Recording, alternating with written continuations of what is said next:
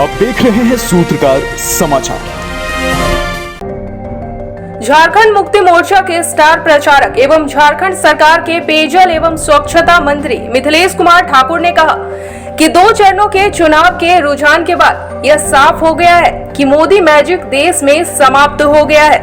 इस बात को प्रधानमंत्री नरेंद्र मोदी भी समझ चुके हैं और हताशा का परिणाम है कि अनर्गल बयानबाजी कर रहे हैं। प्रधानमंत्री जैसे पद पर बैठकर कभी मंगल सूत्र छीने जाने की बात तो कभी आरक्षण छीने जाने की बात कह रहे हैं तो कभी हिंदू मुसलमानों की बात कर रहे हैं। श्री ठाकुर अपने चाईबासा दौरे के क्रम में रविवार को एक संवाददाता सम्मेलन को संबोधित कर रहे थे। इस दौरान उन्होंने जमकर मोदी सरकार और भारतीय जनता पार्टी पर निशाना साधा। श्री ठाकुर ने चाईबासा में पत्रकारों से बात करते हुए कहा, देखिए, लोकतंत्र का महापर्व आज इसे कहा जाता है। लोकसभा के 2 चरणों के चुनाव संपन्न हो चुके हैं और ये 2 चरण का चुनाव तो मोदी की गारंटी लेकर घूम रहे थे।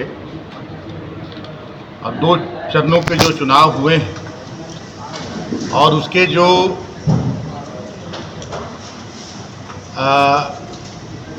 कहे तो जो प्रतिक्रियाएं आ रही हैं, जो रुझान आ रहे हैं, उससे मोदी जी पूरी तरह से हताश निराश है। कहे तो उनका बोरिया बिस्तर बनना अब तय हो गया है 2 चरणों के चुनाव में और उनकी हताशा का ही परिणाम है।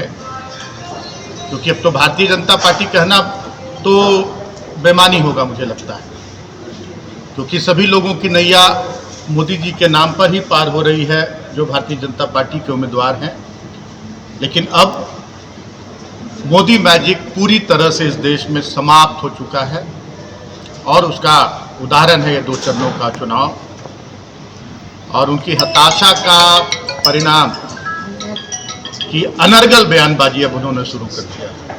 जो एक देश के इतने बड़े सर्वोच्च पद, प्रधानमंत्री के पद पर बैठकर और जो कहते हैं कि मंगल सूत्र छीन लिया जाएगा, आरक्षण समाप्त कर दिया जाएगा, सीधे सीधे अब मंचों से हिंदू मुसलमान की बात करने लगे हैं। तो ये साफ इससे प्रमाणित होता है कि इनकी जो काठ की हाड़ी 2 बार चढ़ गई, तीसरी बार इनकी काठ की हाड़ी पूरी तरह से टूट फूट चुकी है और अब जनता इनके जुमलेबाजी और आज जो इस तरह का एक विभाजनकारी बात ये कर रहे हैं, अब जनता इनके चाल चरित्र को बखूबी समझ चुकी है। लोकतंत्र में जो व्यवस्था है, जो एक नागरिक को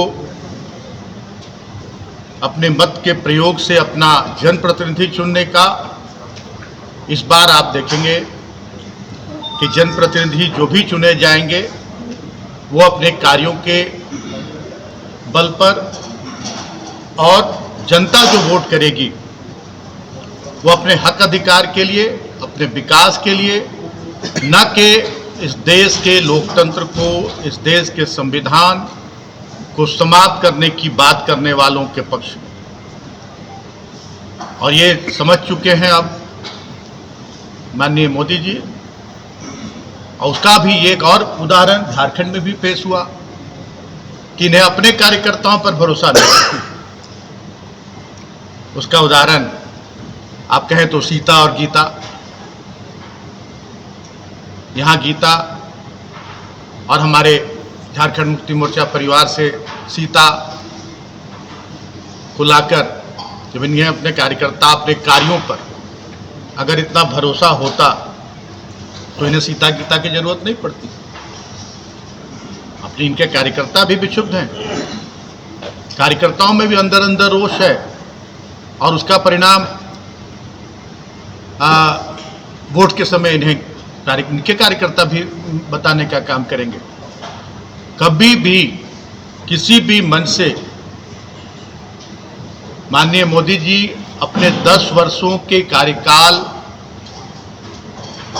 का बयान नहीं करते हैं, बखान नहीं करते, क्योंकि उन्होंने 10 वर्षों में ऐसा कुछ किया ही नहीं जो वो जनता के बीच रख सके। सिर्फ लोगों को बांटना, ध्रुवीकरण, इसके अलावा जनहित में कोई काम नहीं हुए। चाहे वो किसानों के हित की बात हो, किसानों पर गोलियां चलाई गई, लाठियां चलाई गई, किसान अपने हक अधिकार की बात कर रहे थे। मजदूरों की स्थिति दयनीय है, बेरोजगारी चरम पर है, महंगाई आसमान छू रही है। तो आज मैं स्पष्ट रूप से कहना चाहूँगा, हमें पूरा भरोसा और पूरा विश्वास है कि झारखंड की 14 सीटें महागठबंधन की झोली में जाएगी। अब जनता जुमलेबाजी पर भरोसा नहीं करने वाली, जनता जात पात पर अब भरोसा नहीं करने वाली, जनता अब हिंदू मुसलमान के झांसे में नहीं आने वाली है। अब जनता अपने हक अधिकार के लिए वोट करेगी और ऐसी ताकतों को जो देश को कमज़ोर करने में लगी हैं, लोकतंत्र को कमज़ोर करने में लगी हैं, संविधान के साथ खिलवाड़ करने की बात करती है, वैसी ताकतों को मुंह तोड़ जवाब देगी। अगर आपको हमारा वीडियो पसंद आता है तो हमारे चैनल को लाइक, शेयर और सब्सक्राइब करना ना भूलें।